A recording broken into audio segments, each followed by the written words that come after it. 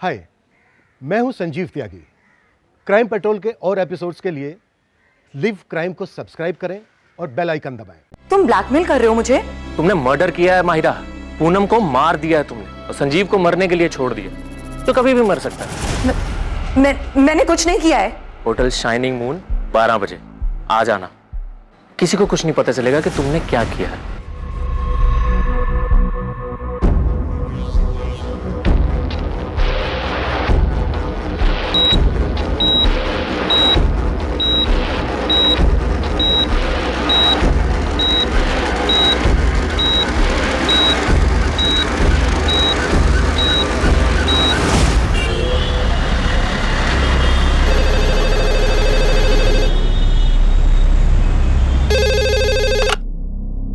Hello, मैंने कुछ नहीं किया है, मुझे फंसाया जा रहा है। कौन?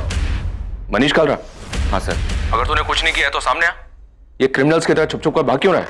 सर, आप लोग सारा इल्जाम मुझ पे डाल दोगे, जबकि सच तो यह है कि पूनम मुझे ब्लैकमेल कर रही थी। तेरे लिए अच्छा यही होगा कि तू सरेंडर कर दे।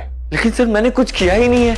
अगर तूने सरेंडर नहीं किया ना, तो हम तेरा जीना दुश्वार कर देंगे और तेरे वो दोनों साथी कमलेश रंजन और पंकज दास को भी हम ढूंढ निकालेंगे। इस पड़ाव पर यह केस सबके सामने था। साफ था कि मनीष कालरा ने इस अपराध को अंजाम देने के लिए 2 हिस्ट्री शीटर्स को पैसे दिए थे। लेकिन क्या यह केस वाकई में इतना साफ था जैसा कि सोचा जा रहा था? हाँ राठौर, गन सेलर उस्मान शेख की खबर हाथ लगी है। मेरी टीम वहां पहुंच रही है, मैं भी निकल रहा हूं। तुम्हें यहाँ से कोई मदद चाहिए? नहीं, फिलहाल तो कोई हेल्प नहीं चाहिए। हम उस्मान को तो पकड़ ही लेंगे, उसे तोड़कर बल्लू का पता तो मिल ही जाएगा। सर, संजीव के फादर धनीराम को बल्लू का जो धमकी वाला कॉल आया था, बस इतना समझ लो कि बहुत साजें खींच ली हैं संजीव ने। अब और जीना है उसको तो मुझे पैसे दे दो। ट्रेस नहीं हो पाया? सब फेक है सर। आईडी एड्रेस सब फर्जी यूज हुआ है। संजीव की कंडीशन में कोई इंप्रूवमेंट हुई? पेशेंट ट्रीटमेंट पर रिस्पॉन्ड कर रहा है। डॉक्टर, संजीव बात करने की कंडीशन में कब तक आ सकता है? ये बता पाना मुश्किल है, लेकिन इतना कंफर्म है कि पेशेंट सर्वाइव कर जाए। यमुना जी, यहाँ हॉस्पिटल में कोई माहिरा तलवार नाम की लड़की आई थी संजीव से मिलने? नहीं, पर ये माहिरा तलवार कौन है?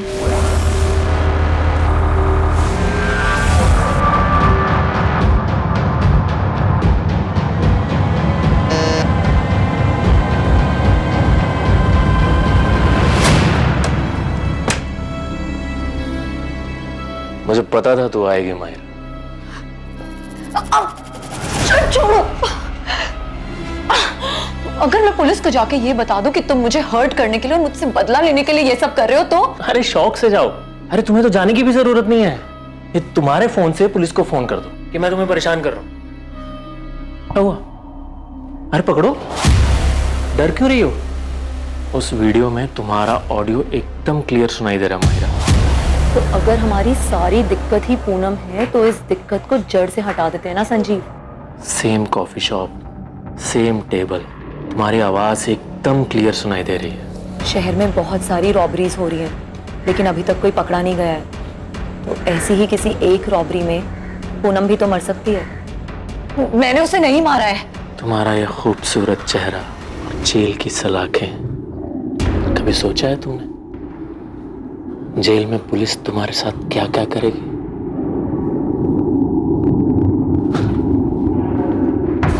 खड़ी क्या हो? चल कपड़े उतारो।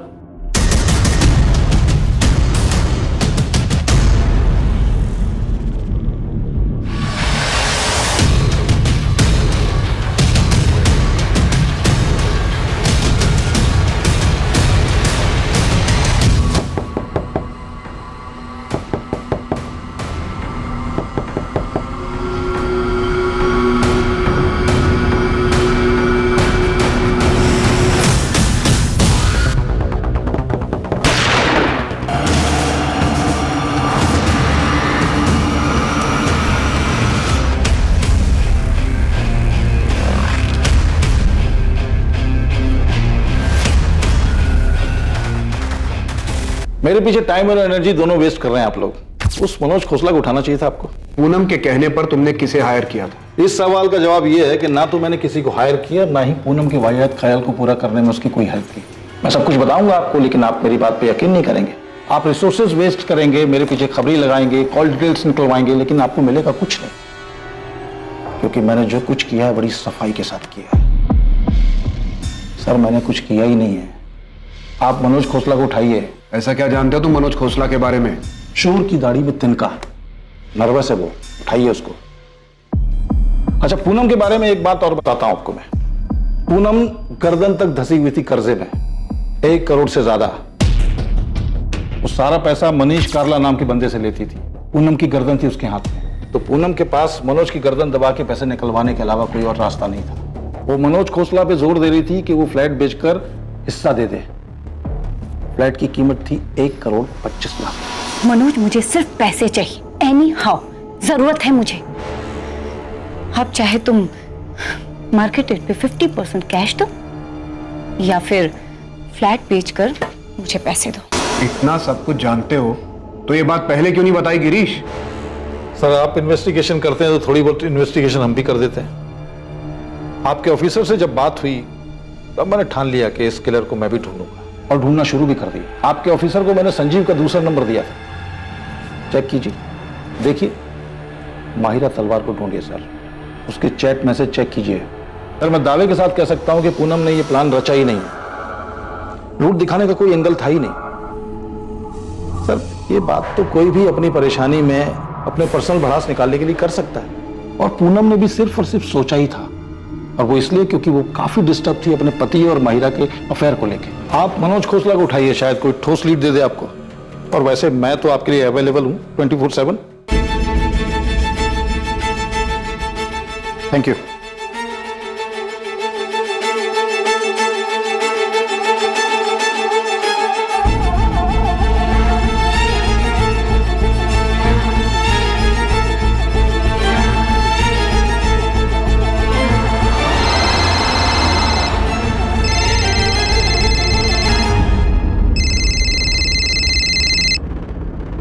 हेलो, माहिरा तलवार जी, मैं असिस्टेंट सब इंस्पेक्टर आरती त्रिवेदी बोल रही हूँ। जी बताइए।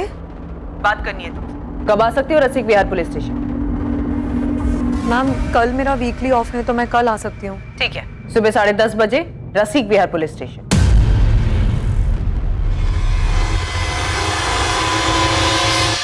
सर ये है कमलेश रंजन का नंबर। सर पर मैं जो करवाना चाहता था वो ऐसे नहीं होना था। तो और क्या क्या करना चाहता था मनीष कालरा? सर पूनम के घर पे अटैक का प्लान था ही नहीं, और प्लान में उसके हस्बैंड संजीव को किसी भी तरह का हार्म पहुंचाने का कोई इंटेंशन नहीं था हमारा, क्योंकि सर उससे मेरी कोई दुश्मनी है ही नहीं। सर मैं मानता हूं कि मैंने पूनम को मारने के लिए कमलेश को सुपारी दी थी, लेकिन ये काम ऐसे नहीं होने वाला था। सर कमलेश ने मुझे बताया था कि वो इसे रोड एक्सीडेंट में करेगा, उसके घर पे नहीं, ताकि पूनम का मर्डर एक हादसा लगे। पूरा प्लान रेडी है सेठ, कुछ ही दिनों में आपका काम हो जाएगा। अब तक तो काम हो जाना चाहिए था ना कमलेश। पूनम मुझे आए दिन धमकी दे रही है, मैं नहीं चाहता कि वो पुलिस के पास जाए। और एक तो तुम्हारा प्लान है कि... अरे सेठ आप बेफिक्र रहिए, पूरी फील्डिंग हो चुकी है।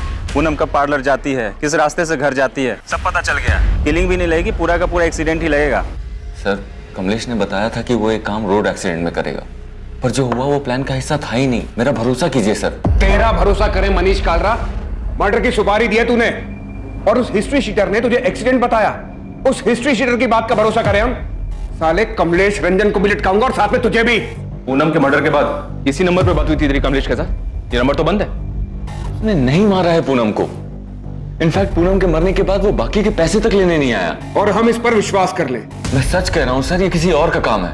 मैं सिर्फ पूनम को मरवाना चाहता था, क्योंकि तंग आ गया था मैं उससे। एक तो मेरे लोन के 1.5 करोड़ रुपए नहीं लौटा रही थी, और ऊपर से सर इस 2 नाव की सवारी में मेरा जीना मुश्किल हो गया था, फंस गया था सर मैं। तुमने आज तक एक भी इंस्टॉलमेंट नहीं लौटाया है। पर हम तो लवर्स हैं ना मनीष। हाँ लेकिन ये लोन हमारे लवर्स वाले एंगल का हिस्सा नहीं है पूनम। तुम ये कैसी बातें कर रहे हो मनीष? पूनम मुझे मेरे पैसे वापस चाहिए। मैंने वो पैसे तुम्हें एज ए लोन दिए थे। मनीष दोनों पार्लर को मिलाकर भी कुछ खास रिटर्न नहीं आ रहा है, इसीलिए मैंने दिवाली पर हैवी डिस्काउंट ऑफर रखा है। क्या पता बिजनेस पिक कर जाए। और ये बात तुम्हें मुझसे ज्यादा अच्छे से पता है कि मार्केट स्लो डाउन है। इसलिए तो पैसे वापस मांग रहा हूँ पूनम। मैं मार्केट से अलग नहीं हूँ, मुझे भी पैसों की जरूरत है। पर अचानक ये पैसों की बात कहाँ से आ गई मनीष?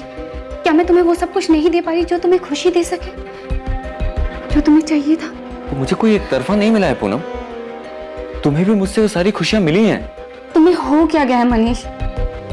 पूनम, आज के बाद हम ऐसे नहीं मिलेंगे। आज ही आखिरी था। आज के बाद इट्स स्ट्रिक्टली बिजनेस। तुम प्लीज मेरे पैसे लौटा दो और भूल जाओ कि हमारे बीच में कुछ हुआ भी था। Avantika, am I right? उसी की वजह से तुम मेरे साथ ये कर रहे हो ना? तुम तो गए मनीष। बेस्ट लॉयर हायर करूंगी और रिद्धि मेरे साथ रहेगी और एलिमनी में इतना पैसा मांगूंगी ना कि तुम सड़क पर आ जाओगे। अवंतिका, मैं सिर्फ सो रहे थे ना उसके साथ? मैं बहक गया था अवंतिका। पूनम बस मेरी क्लाइंट है। लेकिन अब तुम उसके क्लाइंट हो, होटल में उसके साथ गुलछर्रे उड़ाते हो ना। अब ये बात मैं सबको बताऊंगी, रिद्धि को भी और कोर्ट को भी। अवंतिका, हम बस फिजिकल हुए थे। एक बार डाइवोर्स हो जाने दो, फिर मैं भी ढूंढ लूंगी किसी को, सिर्फ फिजिकल होने के लिए। अवंतिका, चिल्लाओ मत, रहो उसी के पास। शादी करो या बाहर में जाओ, मैं तुम्हें रास्ते पर ला दूंगी, बर्बाद करके छोड़ूंगी। अवंतिका को अचानक सब कुछ पता चल गया, इसलिए अचानक तुम मुझे छोड़ रहे हो। अवंतिका मेरी वाइफ है, मेरी फैमिली है, और हम दोनों के बीच में जो हो रहा है वो कभी खत्म नहीं हो सकता मनीष। तुम कैसी बात कर रही हो पूनम? तुम्हारी खुद की फैमिली है, हस्बैंड है। हस्बैंड, राइट, हस्बैंड जिसका अफेयर किसी और के साथ चल रहा है। अरे तो उसमें मैं क्या करूं पूनम? देखो, तुम प्लीज मेरे लोन के पैसे मुझे लौटा दो और भूल जाओ कि हम एक दूसरे को कभी जानते भी नहीं। हम दोनों के बीच जो कुछ हुआ उसमें हम दोनों की मर्जी थी, तो जब चाहो तुम मुंह उठाकर सब कुछ खत्म नहीं कर सकते। सर, घर पे अवंतिका मुझे धमका रही थी और बाहर पूनम। सर, अवंतिका तो मेरी वाइफ है, मैं उसे नहीं छोड़ सकता था, पर पूनम ने तो सारी लिमिट्स क्रॉस कर दी थी। सर, मैं तुम्हें बर्बाद कर दूंगी मनीष, कहीं का नहीं छोड़ूंगी तुम्हें। ये सही नहीं है पूनम। तुम मेरे साथ थी क्योंकि तुम्हें भी अच्छा लग रहा था, पर अब नहीं। मुझसे भागना इतना भी आसान नहीं है मनीष। मैं तुमसे भाग नहीं रहा हूँ। मैं भागने भी नहीं दूंगी मनीष। अगर तुम्हारी वाइफ तुम्हें कोर्ट में ले जाने की धमकी दे रही है तो मैं तुम्हें पुलिस स्टेशन लेके जाऊंगी। लेकिन मैंने तुम्हारा किया क्या है पूनम? रेप किया है तुमने मेरा मनीष। नहीं, इनोसेंट मत बनो। तुमने मुझे लोन दिया, उसे वापस लेने के लिए तुम मुझे ब्लैकमेल कर रहे हो और जबरदस्ती रेप करना। बस यही बात मैं पुलिस स्टेशन जाके बोल दूंगी। तुम ऐसा नहीं कर सकती पूनम। मैं बिल्कुल कर सकती, इनफैक्ट मैं ऐसा ही करूं। मैं दोनों के बीच में पिसता जा रहा था सर, लेकिन अपनी फैमिली की कसम खा के कह रहा हूं कि मैंने ये नहीं करवाया।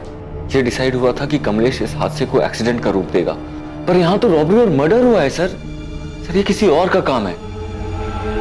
सर, अभी जो नंबर मैंने आपको दिया था सर, जब पूनम के मर्डर की खबर आई थी ना, तो मेरी इसी नंबर पर कमलेश से बात हुई थी।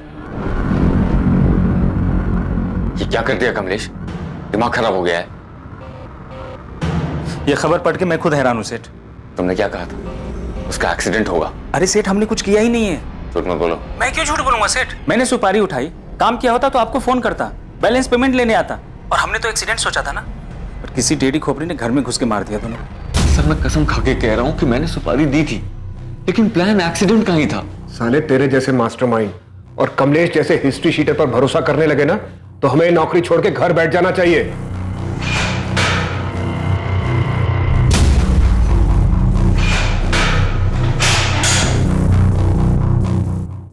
मैं गाजियाबाद निकल रहा हूँ। गन सेलर उस्मान शेख पकड़ा गया है। कमलेश, रंजन, पंकज दास के फोटो मिल गए सर, जल्दी पकड़े जाएंगे। आरती को मायरा और संजीव के चैट मैसेजेस मिले हैं। मायरा को बुलाया इंक्वायरी के लिए। उधर भी कोई प्लानिंग चल रही थी? अभी तक पिक्चर क्लियर नहीं है सर। संजीव और मायरा का भी अफेयर चल रहा था। पूनम से छुटकारा पाने की बात चल रही थी। जितने लोगों का पता चला, सबके पास अपना अपना मोटिव था। सब अपनी अपनी प्लानिंग में लगे थे। सर, ये पूनम का भाई मनोज खोसला, इसको भी उठवाता हूँ। इस रॉबरी कम मर्डर के पीछे के षड्यंत्र की दस्तक हर तरफ से आ रही थी।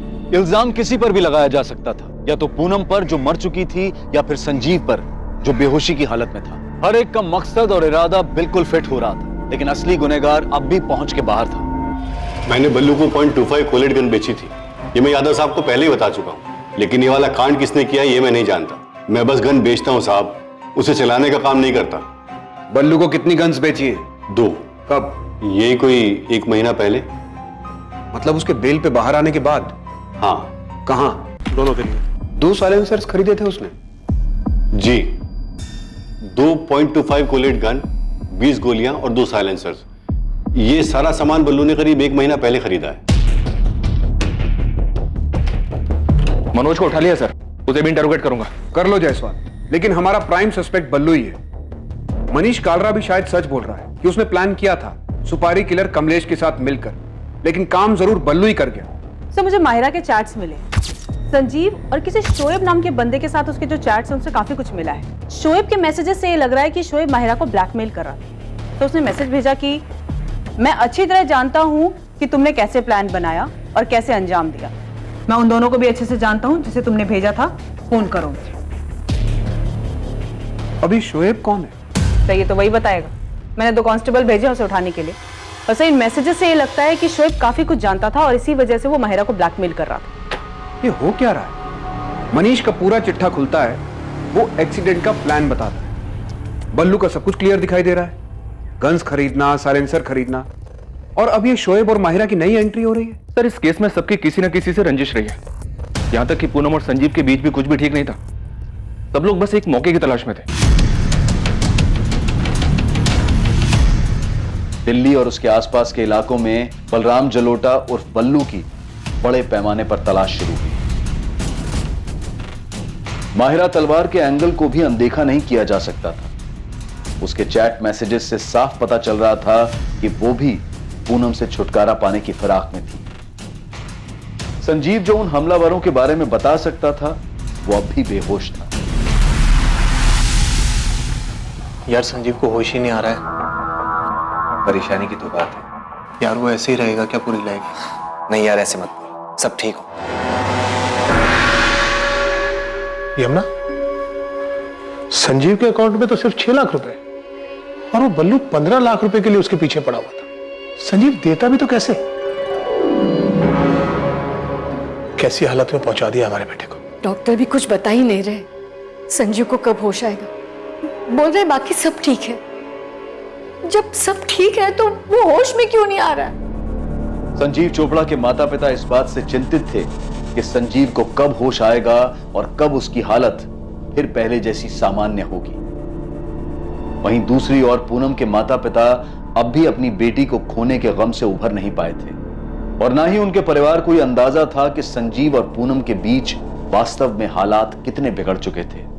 हाँ, मेरे और पूनम के बीच में फ्लैट को लेकर नोकझोंक हुई थी, लेकिन इसका मतलब ये नहीं है सर कि आप उसके मर्डर को लेकर के मुझ पे शक करें। मैंने संजीव का नाम लिया, इसलिए आप मुझसे पूछताछ कर रहे हैं। तुमने संजीव पर तो आरोप लगाया, पर अपने झगड़े के बारे में कुछ नहीं पता। अभी तुम ये बताओ, पूनम के साथ झगड़े की वजह कोई और भी थी क्या? बिजनेस में लॉसेस की वजह से पूनम को फ्लैट में हिस्सा चाहिए था। वो फ्लैट जो मेरे फादर पहले ही मेरे नाम कर चुके थे। और तुम उसे कुछ देना नहीं चाहते थे, और अब तो देने की जरूरत भी नहीं पड़ेगी। वो तो रही नहीं। कैसी बात कर रहे हैं आप? मैं अपनी बहन पूनम को क्यों मारूंगा सर?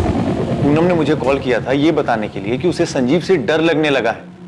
संजीव उसे मारने की प्लानिंग कर रहा है, और अब संजीव के फादर बीच में बल्लू का नाम घुसेड़ रहे हैं। सर आप ही सोचिए, बल्लू क्यों मांगेगा 15 लाख?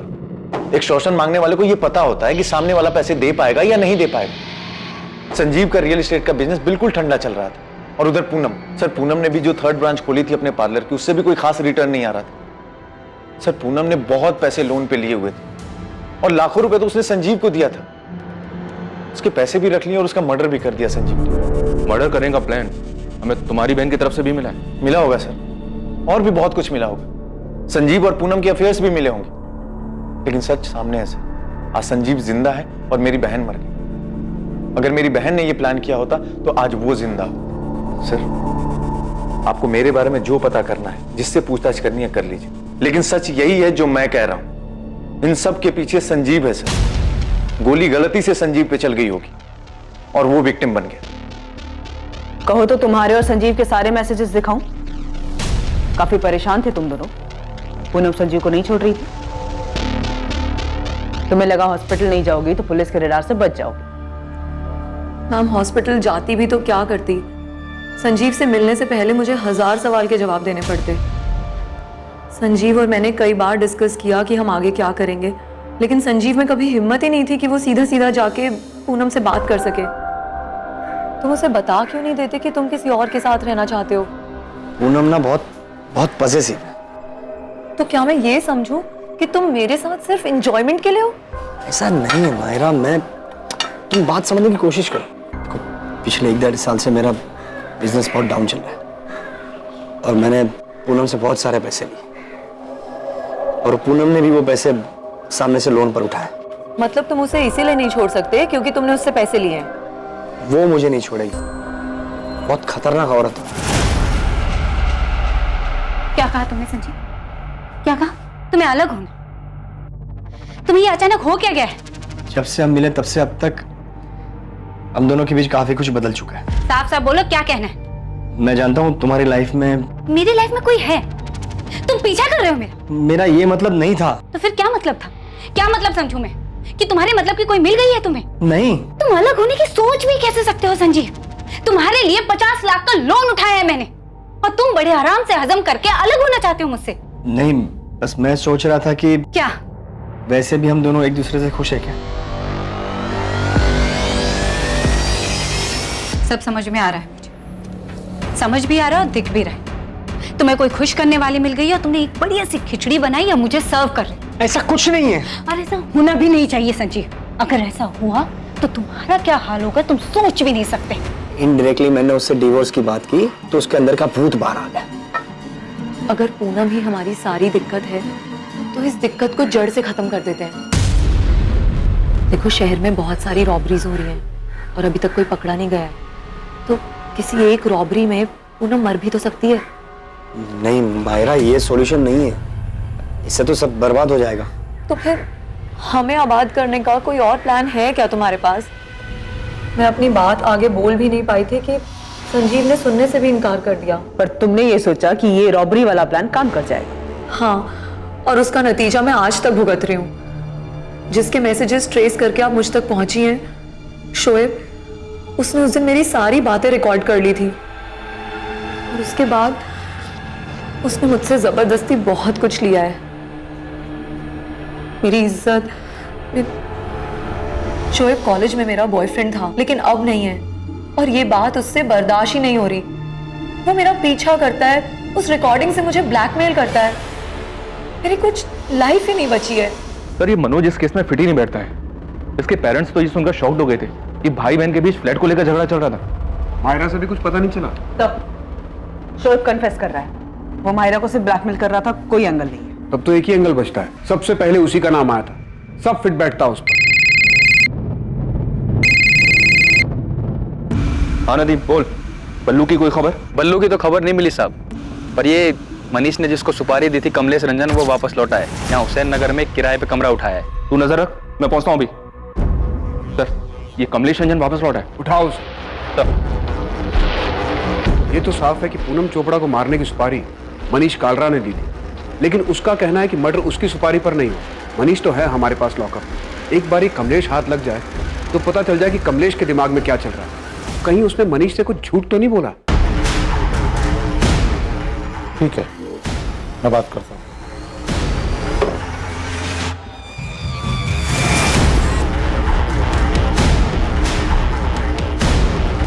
वो वाला कमरा है साहब।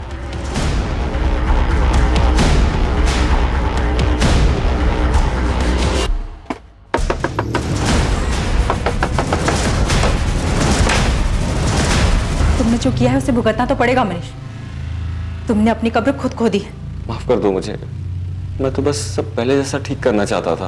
पहले जैसा अब कुछ नहीं रहा मनीष, सब कुछ बिगड़ चुका है। ये दरार तुमने पैदा की, खूनी बन गए तुम। कहाँ है तेरा साथी पंकज? पता नहीं साहब, ये कांड होने के बाद हम अपने अपने रास्ते निकल गए। उसके बाद बात नहीं हुई हमारी। वो कोलकाता की तरफ गया था। कैश कितना था और गहना कितना मिला? काहे का कैश? अबे वो कमलेश, ज्यादा होशियारी मत कर, समझा? वो मनीष हमारे हाथ में है, प्लान जानते हैं हम। 3-4 और रॉबरी तेरे नाम पे डाल देंगे, गोली मार देंगे, कोई नहीं आएगा तुझे पूछने। कमलेश, हाँ साहब, आप कर सकते हो, पर मुझे मारने से असली मुजरिम तो नहीं मिलेगा ना। मैं खुद हैरान हूँ। मनीष सेठ से सुपारी मैंने उठाया था। मैं और पंकज ये काम 16 तारीख को करने वाले थे। एक्सीडेंट के लिए हमने गाड़ी भी जुगाड़ लिया था, पर उससे पहले ही 14 की रात को कोई ये कांड कर दिया। तो सुपारी गैंग में तुझे खबर नहीं मिली कि एक ही आदमी की डबल सुपारी बट रही है? नहीं पता चला साहब, जितनों को जानता हूँ पूछ पूछ के थक गया हूँ।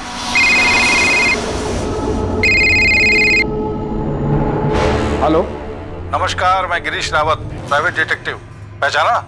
हाँ हाँ पहचाना, बोलो। मैंने आपसे कहा था कि मैं 24/7 आपके लिए अवेलेबल रहूंगा। खबर क्या है तुम्हारे पास? तगड़ी खबर। आप चंडीगढ़ फॉरेंसिक डिपार्टमेंट में बात की। उनके पास एक बॉडी है और उसकी खोपड़ी से बुलेट और उसके बगल से शेल बरामद हुआ। आप फॉरेंसिक रिपोर्ट मंगाइए, उसे देखिए। लाश को पूरी तरह से जला दिया गया था। वहां के फॉरेस्ट एरिया में 1 महीने पहले चंडीगढ़ पुलिस को ये डेड बॉडी मिली।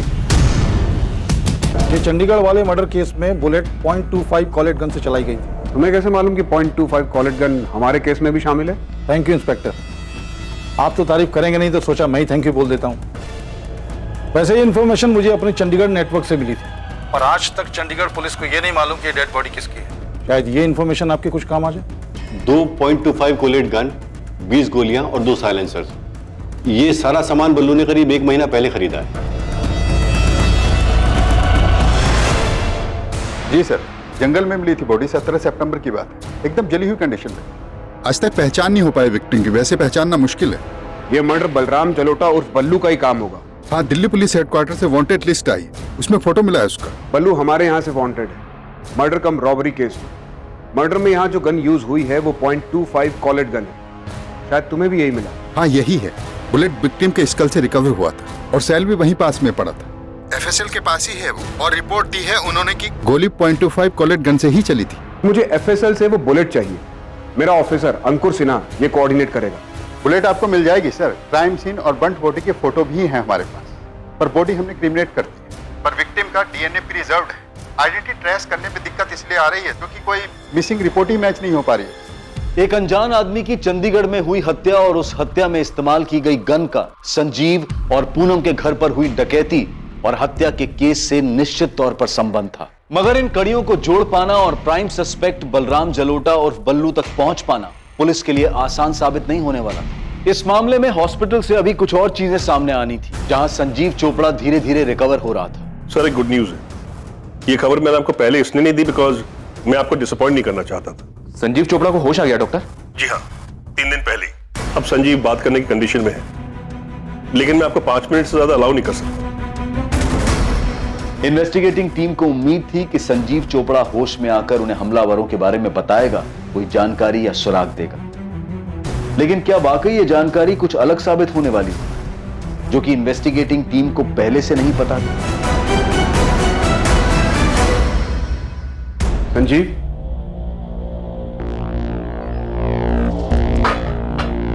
कैसा लग रहा है संजीव? कुछ समझ में नहीं आ रहा सर। पता नहीं अब पड़े पड़े कितना वक्त बीत गया। पूनम के बारे में पता चला?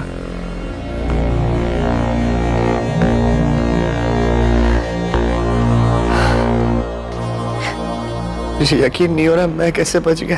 तुम्हारे फादर ने तुम्हारे कजन बल्लू का नाम लिया, वो धमका रहा था तुम्हें। हाँ सर, बल्लू ने ही धमकी दी थी। मुझे क्या पता था वो सच में ऐसा कुछ करेगा। पक्का वो बल्लू ही था?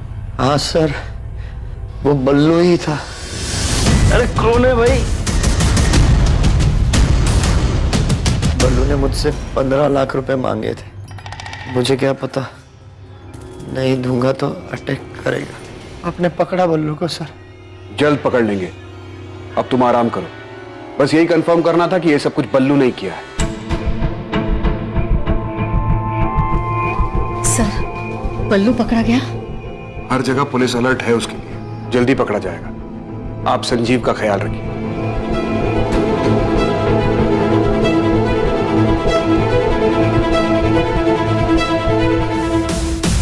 दोनों भाई हैं, जसवंत गिल बड़ा और मनप्रीत गिल छोटा है। ऑलमोस्ट हर दिन दिखते हैं हॉस्पिटल में दोनों। संजीव और ये दोनों भाई ग्वालियर में एक साथ ही बड़े हुए हैं। ग्वालियर में संजीव के ग्रैंडफादर थे। सर, संजीव के कॉल रिकॉर्ड्स में भी दोनों का नाम था। कुछ ठोस मिला है चंडीगढ़ केस में। वो बुलेट शेल FSL ने भेजा है मुझे। उसी गन से चली या उनमें से किसी एक गन से? ये अभी नहीं बता सकता, लेकिन जो बुलेट शेल है उसमें सीरीज नंबर है। वो उसी सीरियल नंबर के आसपास की है जो हमें संजीव के घर से मिली थी। 20 गोलियां खरीदी थी बल्लू ने। हमें बाजार मत लगाओ उस्मान, सीधा वो .25 कोलेट निकालो और साथ में 20 गोलियां। थैंक्स अंकुर, शायद इस चंडीगढ़ वाली इंफॉर्मेशन से बल्लू का कुछ पता चले।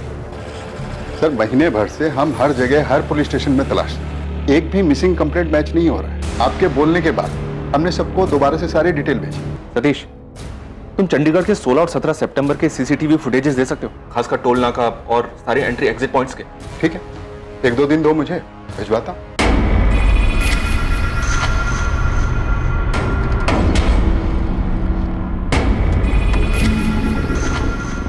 जसवंत, वो बंदा दिखाई दे रहा तुझे? कौन? वही जो बाइक के पास खड़ा लाइनिंग टी-शर्ट वाला। वो 2 दिन से यहीं दिखाई दे रहा है। हाँ यार, इसको तो हॉस्पिटल के अंदर भी देखा था मैंने। ये ले भाई।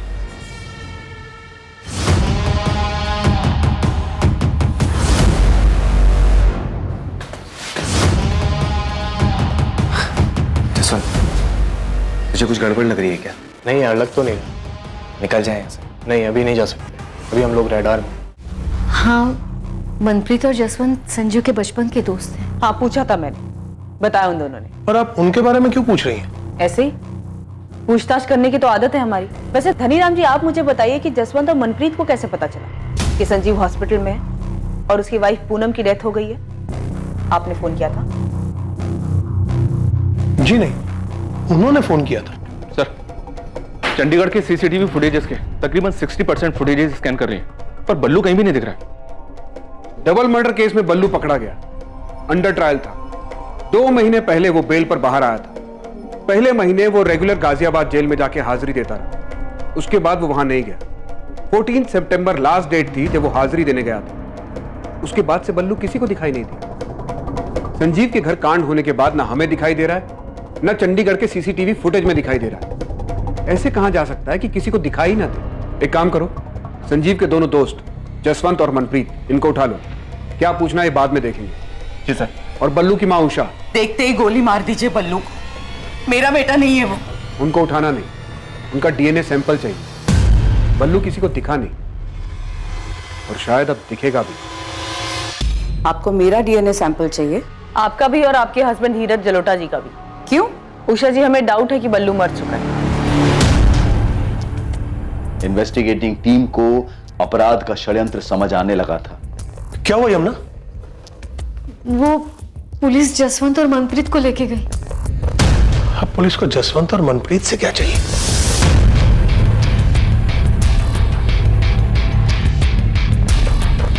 चंडीगढ़ से मिली अनजान लाश के प्रिजर्व किए गए डीएनए सैंपल्स बलराम जलोटा उर्फ बल्लू के माता पिता उषा और धीरज जलोटा के डीएनए सैंपल्स के साथ मैचिंग के लिए भेजे गए। बैठ जाओ। सिर्फ एक बार पूछूंगा, ये जली हुई बॉडी बल्लू की है ना? भूल के ना तो बोलना ही मत। सीसीटीवी में देखे हो तुम दोनों। हमारी मार झेल नहीं पाओगे, फिर आवाज नहीं, चीख निकलेगी।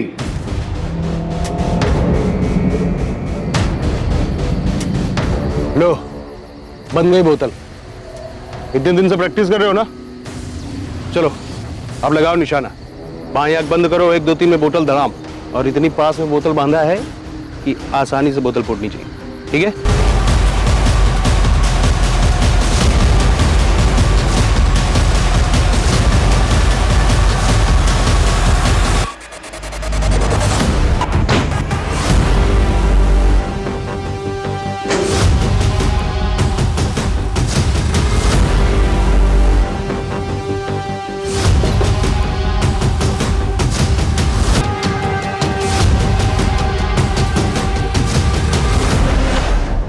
कौन है? कौन है ओए? कौन है? सर, प्लान हमारा नहीं था सर। हमें तो सिर्फ पैसे मिलने वाले थे और घर में कोई लूट भी नहीं हुई थी। तो चेक साइन कर देना यार संजीव। संजीव लाले पड़े, कब से तेरा होश में आने का इंतजार कर रहे थे। मेरी ये हालत तेरी वजह से हुई है मनप्रीत। लेकिन काम तो हो गया ना यार, देख काम हो गया। अब पता नहीं कभी उठ भी पाऊंगा या नहीं। बोलता है काम तो हो गया। बोल संजू, क्या काम है? तेरे लिए जो भी होगा सब कर दूंगा। पूनम को मारना है, डाइवोर्स दे दे। पूनम ना मुझे डाइवोर्स देगी ना मुझे छोड़ेगी। पहले वो सारे पैसे लौटा दो जो मैंने तुम्हें लोन पर उठा कर दिए, उसके बाद इस कोठी पर मेरा नाम लिखवा दो। तो पूनम भरोसा करो मुझ पर, मैं डाइवोर्स के बाद में भी पैसे लौटा दूंगा। बेवकूफ समझाया क्या तुमने मुझे संजीव? हाँ, मनीष का लोन मेरे सर पर है तो इस बात का फायदा उठाकर तुम मुझे छोड़कर वो माहिरा के साथ चले जाओ। पर यू नो व्हाट, मैं तुम दोनों को देखकर ना तो खुश हो पाऊंगी ना डाइवोर्स दे, जिंदगी बर्बाद कर दूंगी, रगड़ दूंगी तुम्हें। और ऐसा करने से तुम्हारे कलेजे को ठंडक पहुंचेगी। चाहे कुछ भी हो, तुम्हें आराम से नहीं रहना। और रही बात डाइवोर्स की, तो सोचना अपने बारे। हटा देंगे तुम्हारे रास्ते से, काटा। हमको क्या मिलेगा? तू बता। 15 लाख दिए, लेकिन तू ये कांड नहीं करेगा। तो तुम करोगे? मेरे 2 दोस्तों को तैयार कर, गन चलाने की ट्रेनिंग दे, वो करेंगे कांड। ऐसा क्यों? तभी तो पुलिस को लूट और रॉबरी का केस लगेगा, और मैं बोलूंगा कि तू एक्सटॉर्शन के पैसे के लिए मेरे पीछे पड़ गया था, तो पुलिस के रडार में आएगा ही नहीं, और पुलिस तुझ तक पहुंच नहीं पाएगी। देखो, शहर में बहुत सारी रॉबरीज हो रही है और अभी तक कोई पकड़ा नहीं गया है, तो किसी एक रॉबरी में पूनम मर भी तो सकती है। एक तरफ पुलिस को लूट और रॉबरी का केस लगेगा, और दूसरी तरफ तेरा नाम आएगा एक्सटॉर्शन। पुलिस किसी नतीजे पर पहुंच नहीं पाएगी, और थोड़े दिनों में अपने आप ये केस बंद हो जाएगा। धन्यवाद मेरे भाई।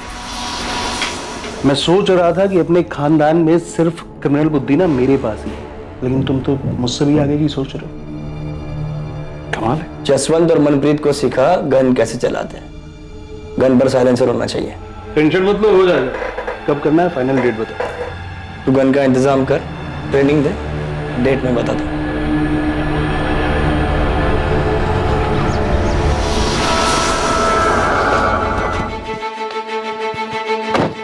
सुनो, तुम दोनों को बल्लू के साथ चंडीगढ़ जाना होगा, तुम्हारी ट्रेनिंग वहां पर होगी, ठीक? और मनप्रीत, तुम्हें मुझ पर गोली चलानी है। बल्लू तुम्हें बताएगा कि मुझे गोली कहाँ लगनी चाहिए, जहां लगने से मैं सेफ रहूंगा, और ध्यान से, कोई रिस्क नहीं चाहिए। Don't worry. और जसवंत, बल्लू तुम्हें बताएगा कि पूनम को गोली कहाँ लगनी चाहिए, जहां लगने से वो बचनी नहीं चाहिए। जिस दिन ट्रेनिंग खत्म होगी उस दिन बल्लू को गुरु दक्षिणा देना भूलना मत। गोली सीधे सर में लगनी चाहिए। बल्लू को मारना है? बचना नहीं चाहिए। लेकिन क्यों संजीव? क्योंकि बल्लू मेन सस्पेक्ट होगा, और पुलिस उसे ढूंढने के लिए जमीन आसमान एक कर देगी। उसे मारने के बाद इतनी अच्छी तरह से जलाना ताकि कोई पहचान ना सके, और पुलिस के हाथों सस्पेक्ट लगेगा ही नहीं, केस अपने आप बंद हो जाएगा। कितने पैसे देने वाला था संजीव? सर 5 लाख, पर गलती हो गई मेरे हाथ से। 2 ही गोली चलानी थी, लेकिन गलती से 3 गोली चल गई संजीव पर, और वो भी गलत जगह। कौन है? तुझे ट्रेनिंग भी दी थी ना, 2 गोली बोला था, तूने 3 गोली चला दी। गिनती भी नहीं आती कि कुछ और प्लान कर रहा था तू? संजीव ऐसा नहीं है यार, गलती से चल गई थी, जानबूझ के नहीं किया। गलती हो गई यार, समझना यार। फुटो यहाँ से, जब मैं ठीक हो जाऊंगा तब पैसे की बात करेंगे। जा, निकलो यहाँ से। सर हमसे तो दोस्ती यारी में हो गया सर, आज तक कोई पैसा नहीं मिला सर, इसीलिए इतने दिन से हॉस्पिटल के चक्कर काट रहे हैं। पैसा नहीं, किलो के हिसाब से चार्जेस लगेंगे दोनों पर। ये तो नहीं पता तू कब फिर से ठीक होगा संजीव चोपड़ा, पर जब भी चलने फिरने लायक होगा तब हम लेंगे तेरी कस्टडी। डिवोर्स के लिए कोर्ट जाता, उसमें कम दिमाग खर्च होता तेरा। इतना दिमाग बेवकूफी वाले काम में लगा दिया और क्रिमिनल बन गया तू।